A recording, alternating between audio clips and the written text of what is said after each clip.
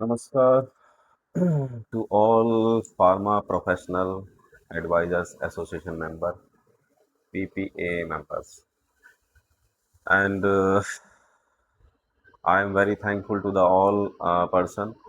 Those are basically having the basically subscription to the YouTube channel, and I am still requesting to the all pending person who is still thinking for the subscription. It is my request. Then first of all, you need to have a subscription which is absolutely free, so that you can have the regular updates from the directly, as well as then our channel reach can be increased up to the other other members also, those are not connected to us basically. Today topic will be very much clear key, then we will talk about the objective of the PPA community, then which will be in the detail basically. Then this video slightly long than the other video, it will be approximately 15 to 20 minutes maybe. But if you are part of this group, if you are participant of this group, you need to listen and understand without skip this video, because without understanding, then how can we work together, how we can connect together, because there are so many groups, so many things, then everyone having the so many groups in their mobile. So there is no meaning if we are not understanding about this particular group objective. Then we need to understand ki what was the vision mission. Then we have explained in previous video. You can see at our YouTube channel. But today video will be about the objective, ki how we will work. Then what will be the core objective about our main community team. So first of all, this is our theme ki what we will do, this will be the next option for us. But first of all, ki what, why it is needed, why it is required basically. Then you know better than ki then most of the if we are talking about the most of the state in north side basically, because we are living in the north side, most of the community living in the north side. I am also living in the basically Rudrapur, Uttarakhand. And then we will talk about the basically especially for this zone. And you know better than कि government is also trying to increase the pharmaceutical business. Government is also wants to work to uplift the pharmaceutical industries at all India level, because this is a decision of the center government. You can see then so many basically state also, जैसे UP में हम बात करें, if you are talking about UP, then Uttarakhand, Himachal also, J&K state also. These are 3 4 state is also having very good weightage further to establishment, new establishment of the pharmaceutical setup. Government also decided to invest very good amount of value for the pharmaceutical industries. So then first of all, if government is also thinking about the pharmaceutical upliftment, so then we will be a part of that basically. If we are as a working professional, if we are in the job, if we are in the business, if we are in the machine manufacturer, if we are in the service provider, if we are working as a consultant also, if we are working any trading and then buying and selling the equipment, then we have to work together. We have to think then what is the basically core idea, what is basically required. So first of all, if the government want to increase the basically business volume of the pharmaceutical industry, especially in the India, even the API as well as the formulation sector also. If API will increase, API will be cheaper, because if we stop the basically taking the imports from the uh, foreign company for then definitely if we are having the weightage to generate the API with the sufficient volume as we required for the formulation industry, definitely we will take the premium basically high premium to after matlab, giving the export to the other country basically. Instead of the import the API, then we will increase the export to the country, other countries basically. So definitely we will take the basically high value, high premium to our product. Formulation में आप जानते हैं कितना basically product की range और product की weightage बढ़ जाती है. तो first of all, this is the perception of the government, or if we are part of the pharmaceutical community, if we are having the working good working experience, as well as we are having maybe then so many person basically in this group. If you are talking about this group, there are basically good experience people in this are connected in this our community. मतलब those are having the 40 year experience, 35-year experience, 30 plus year. Man, most of the basically people having the 20-year plus experience in this group basically, and especially those are the active person in our community being a part of the association. Those are having the basically 25-year plus experience. Most of the people having the 20 plus working experience for their in particular subjects basically.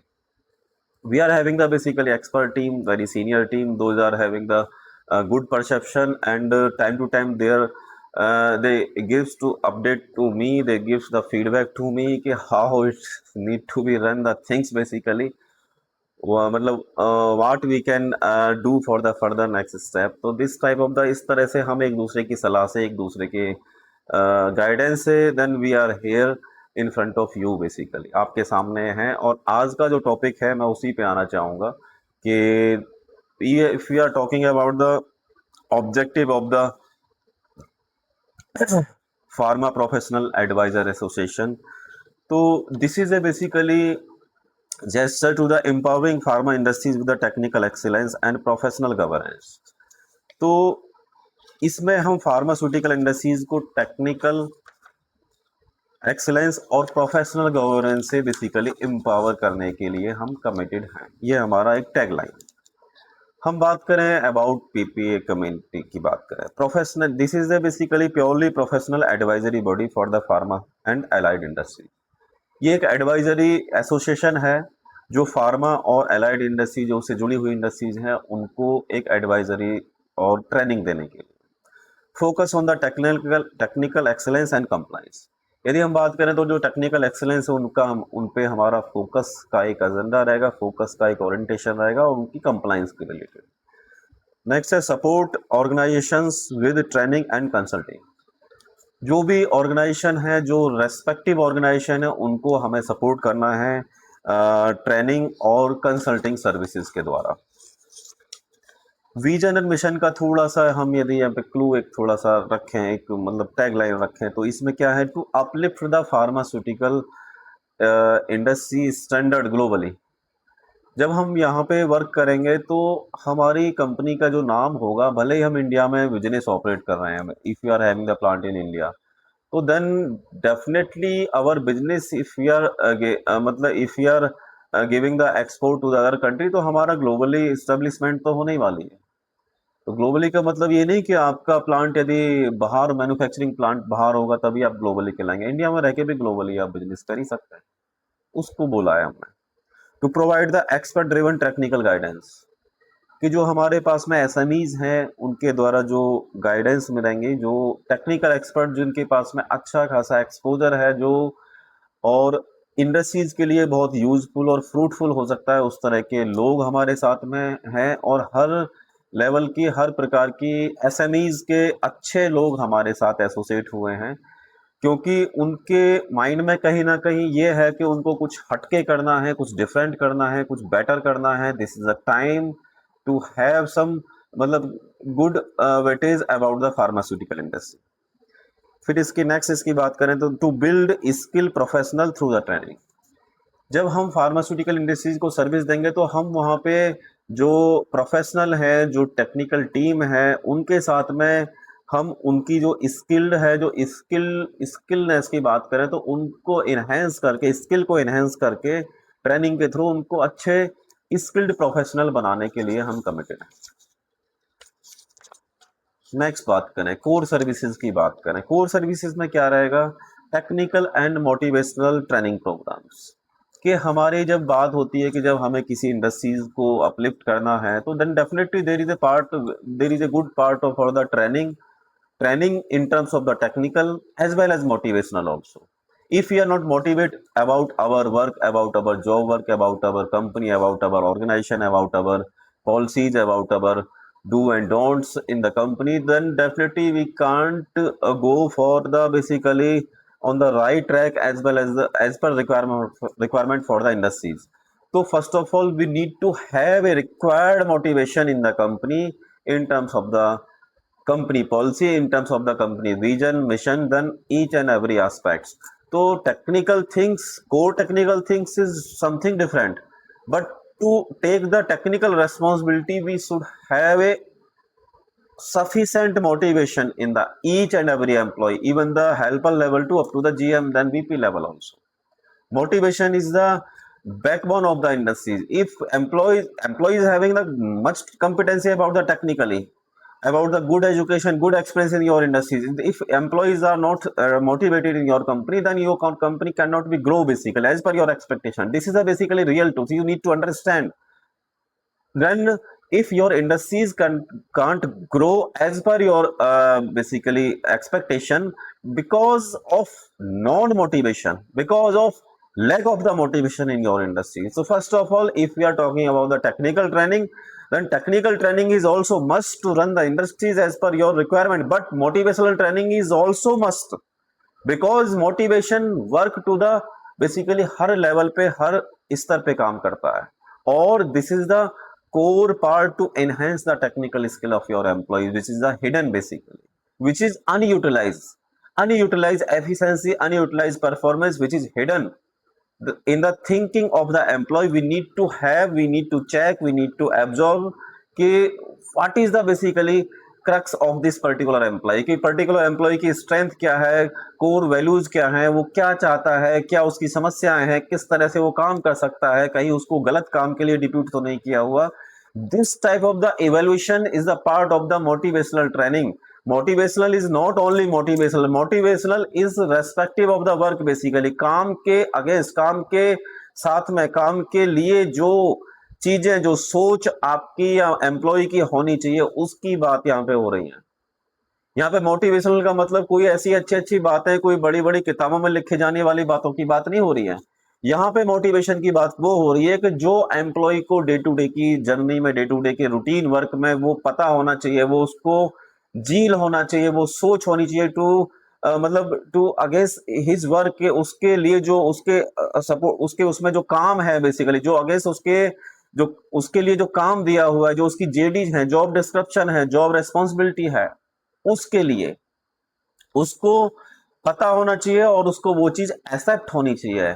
तो ये जो part है technical and motivational training का, दोनों ही पार्टों को साथ में लेके चलने की बात है, और ये हमारा बेस्ट पार्ट है.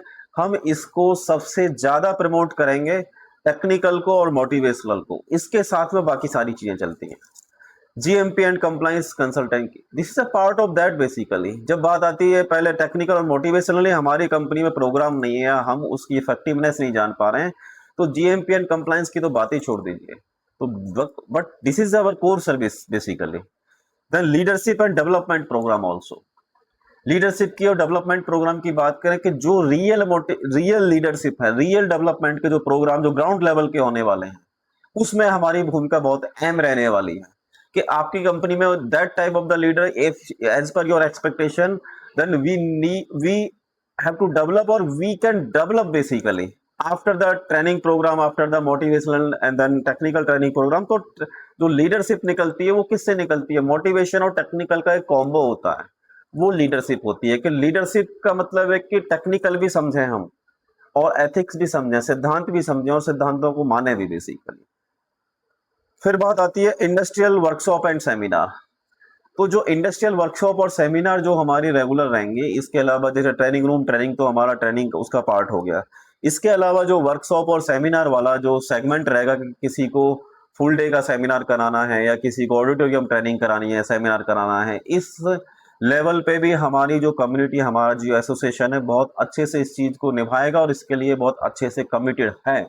तो ये जो हमारी 4-5 जो कोर सर्विसेज हैं, we are working very aggressively on that basically. और इसमें हम इतनी आपको गारंटी दे सकते हैं कि यदि आप कोई भी एक प्रोग्राम कराते हैं ट्रेनिंग, मोटिवेशनल ट्रेनिंग का, then definitely you will repeat that type of the basically programme once again.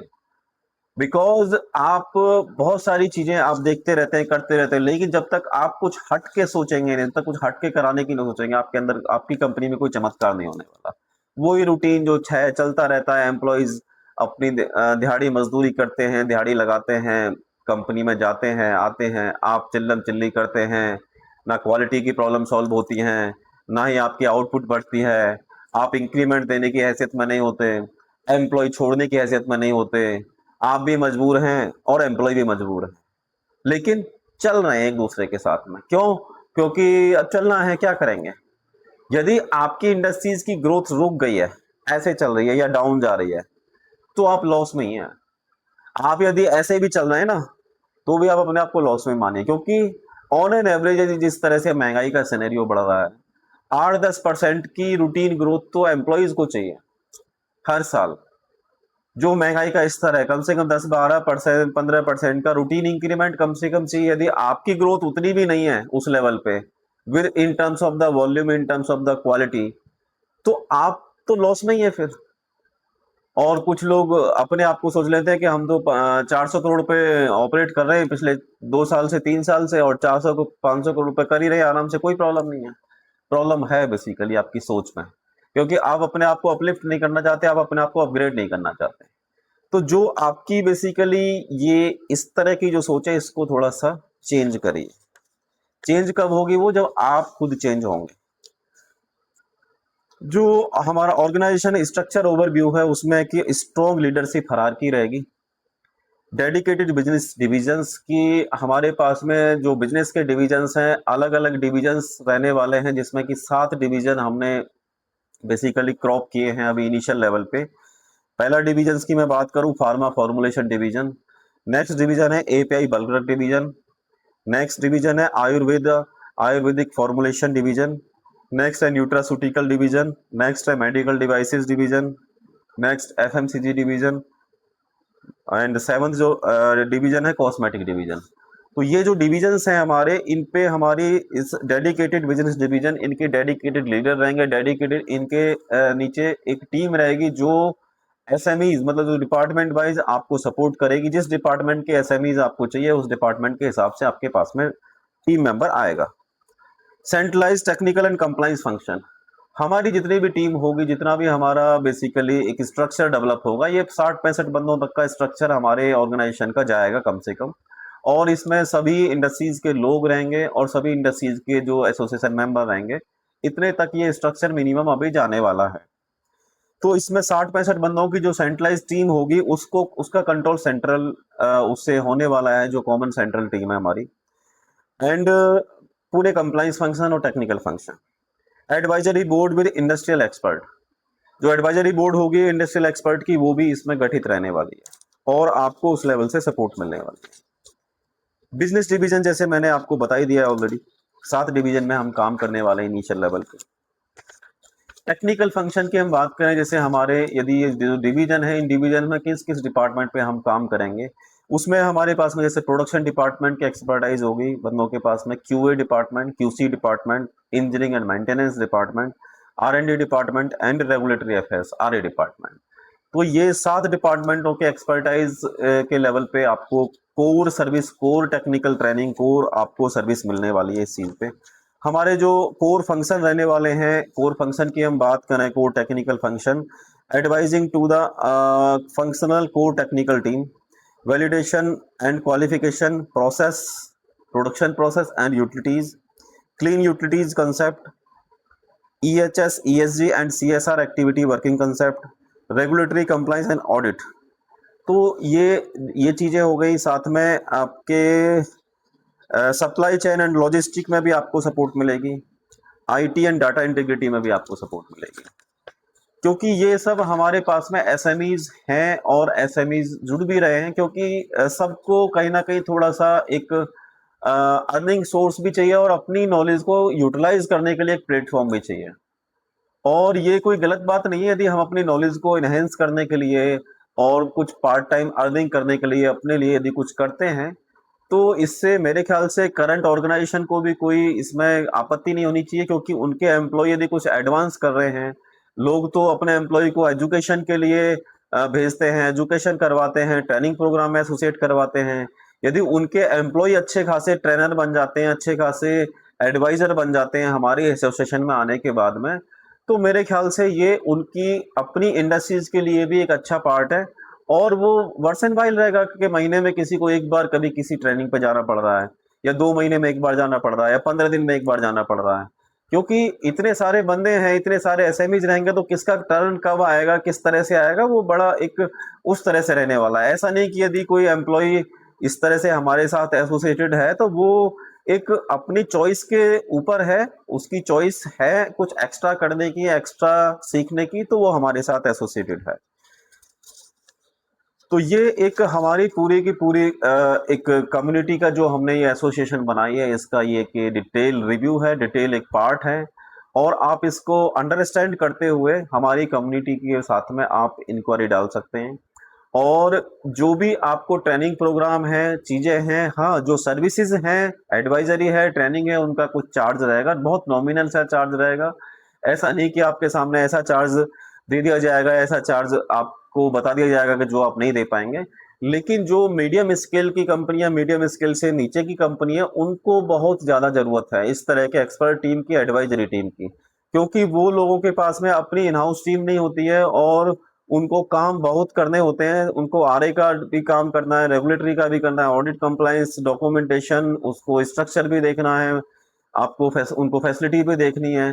तो बहुत सारी चीजें उनको करनी होती है, लेकिन उनके पास में उस लेवल के एसोसिएटेड मेंबर नहीं हो पाते, तो उनको ज्यादा करना चाहिए। और गवर्नमेंट का भी फोकस है कि जो मीडियम स्केल की कंपनी है, उनको भी बेसिकली अच्छा बूस्ट दिया जाए, और वो भी सामने फ्रंट पे आके अपने आप को उस बिजनेस एसोसिएशन से, उस गवर्नमेंट के विजन से अलाइन करें, जिससे कि गवर्नमेंट ने जो सोचा हुआ है, जो समझा हुआ है, जो गवर्नमेंट फार्मा इंडस्ट्रीज के लिए प्लान करके बैठी है, उनके उस विजन मिशन में बेसिकली चार चांद लग सके। तो मैं वीडियो को ज़्यादा लंबा नहीं करते हुए मैं यहीं पे ब्रेक लूंगा, लेकिन हाँ, सभी से मैं रिक्वेस्ट करूंगा कि हमारे चैनल को भी सब्सक्राइब करें, कमेंट्स भी कर सकते हैं आप, किसी बात से आप एग्री हैं, डिसएग्री है, और हमारे को गाइड भी करें। कहीं हमारी जो ट्रैक है, हमारी जो बेसिकली विजन, मिशन, ऑब्जेक्टिव है, उस पर हम कहीं डिस्ट्रैक्ट तो नहीं है। और आपके सजेशन की वैल्यू है, आपके सजेशन को हम वैल्यू करते हैं, और आप बिंदास अपने इनपुट या सजेशन दे सकते हैं। धन्यवाद, नमस्कार।